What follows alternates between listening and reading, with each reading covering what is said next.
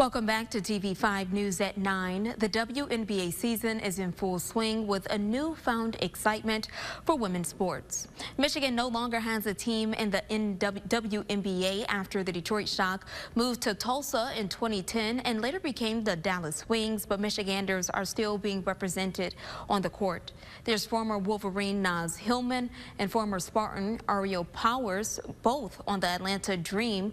MSU alum Nia Clouden is currently a free agent, as well as Detroit native Crystal Bradford. Joining us this morning to give us a full picture of what it's like to be a part of basketball mania, we have Cameron Brink from the Los Angeles Sparks. Cameron, thanks for being here with us this morning. Thank you so much for having me. Yeah. So tell us, how do you feel about this sudden growth and excitement for women's basketball? I bet it has to be pretty exciting, right? It's extremely exciting, but it's also just, it's been a long time coming for all of us. Yeah. And it's just me continuing to give flowers to our veterans before us, because without them, we would not be where we are today. So there's a lot of excitement with this rookie class, but there's so many women before us that have been doing it for much longer and much better. Yeah, y'all really have been killing it.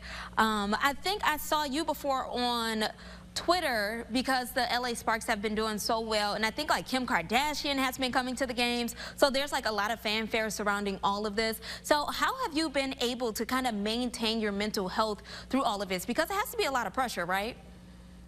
Yeah, to be frank, it's a lot of sleep, and that's the best way I can recover through all of this. I lean on my people, I lean on my village, but I sleep a lot to maintain, you know, my busy days.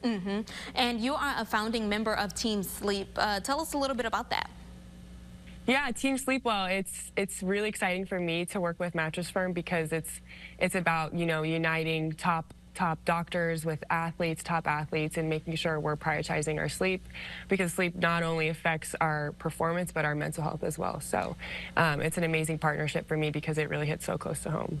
And you know, Cameron, you talked a little bit about how busy your schedule is and why sleep is so important to kind of keep you balanced with that busy schedule. Tell us a little bit about what that schedule looks like and why sleep is such a necessity for you.